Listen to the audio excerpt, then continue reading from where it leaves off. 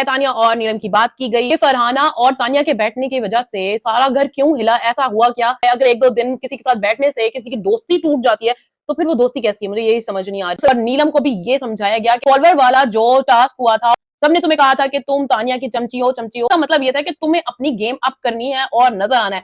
इसका मतलब ये नहीं था कि तुम उसके साथ अपनी दोस्ती खत्म कर लो। और फिर नेहल और बसी से पूछा कि सबसे ज्यादा तुम दोनों को बड़ी प्रॉब्लम हो रही थी कि उनकी अलायंस क्यों बन गई है।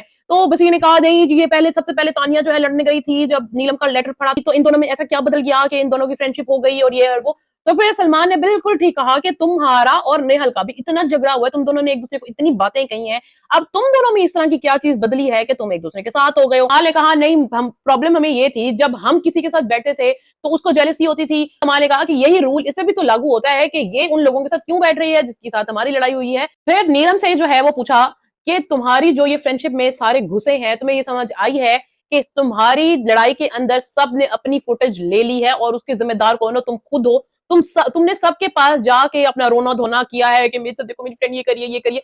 तो उनको तुमने एक इनविटेशन दिया है कि वो आके घुसे तुम्हारी बात के अंदर। नहीं नहीं, तो मेरा मतलब ये नहीं था, वो था तो मैं हर्ट थी। तो ये तो कहते तुम हर्ट थी तो तुम्हें ये सारी चीजें किससे डिस्कस करनी चाहिए? सिर्फ अपनी फ्रेंड से ही डिस्कस नहीं किया तुमने, बाकी सारे घर वालों को बीच में इन्वॉल्व